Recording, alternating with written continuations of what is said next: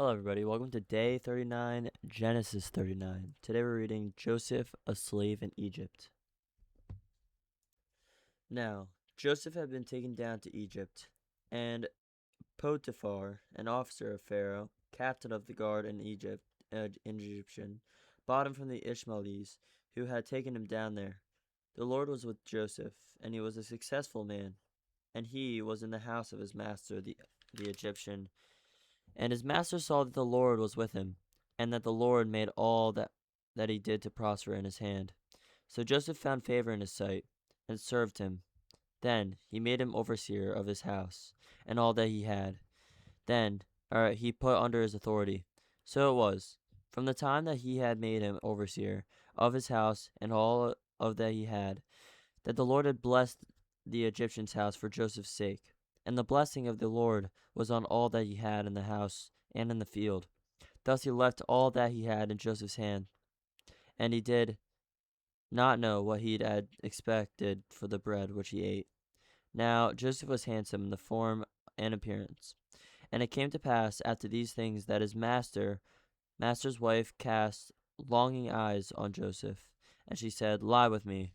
But he refused, and said to his master's wife, "Look, my master does not know what is with me in this house, and he had committed all that he has to my hand.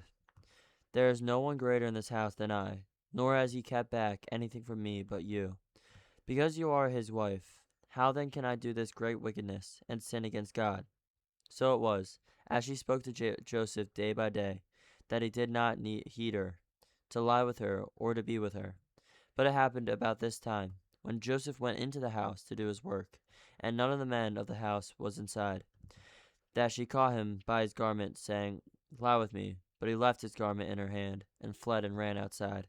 And so it was, when she saw that he had left his garment in her hand, and fled outside, that she called to the men of her house, and spoke to them, saying, "See, he has brought in to us a Hebrew to mock us.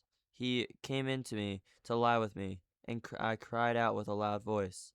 And it happened, when he heard that I lifted my voice and cried out, that he left his garment with me, and fled and went outside. So she kept his garment with her until his master came home. Then she spoke to him with words like these, saying, "The Hebrew servant whom you brought to us came in to mock me. So it happened, as I lifted my voice and cried out, that he left his garment with me and fled outside. So it was, when his master heard the words which his wife spoke to him, saying, 'Your servant did not do this after this manner,' that his anger was aroused. Then Joseph's master took him and put him into a prison, a place where the king's prisoners were confined, and he was there in the prison. But the Lord was with Joseph, and showed him mercy, and he gave him favor in the sight of the keeper of the prison. And the keeper of the prison committed to Joseph's hand all the prisoners who were in the prison. Whatever they did there, it was his doing. The keeper of the prison did not know, or did not look into anything that was under Joseph's authority, because the Lord was with him, and whatever he did, the Lord made it prosper. Hello, everybody. I hope you enjoyed Genesis 39 with me. Here's a quick summary and life lesson from chapter 39. Genesis 39 returns to Joseph's story in Egypt, sold to Potiphar, an Egyptian officer and captain of Pharaoh's guard. Joseph quickly rises through faithfulness and skill. The Lord blesses everything he does, and Potiphar notices, eventually putting Joseph in charge of his entire household. But Potiphar's wife takes notice of Joseph too, and repeatedly tries to seduce him. Joseph consistently refuses, both out of loyalty to Potiphar and, more fundamentally, because he sees it as a sin against God. One day, when no one else is in the house, she grabs his garment and demands he sleeps with her. Joseph flees, leaving the garment in her hand. Furious and humiliated, she falsely accuses Joseph of trying to assault her, using the garment as evidence. And Potiphar has Joseph thrown into jail.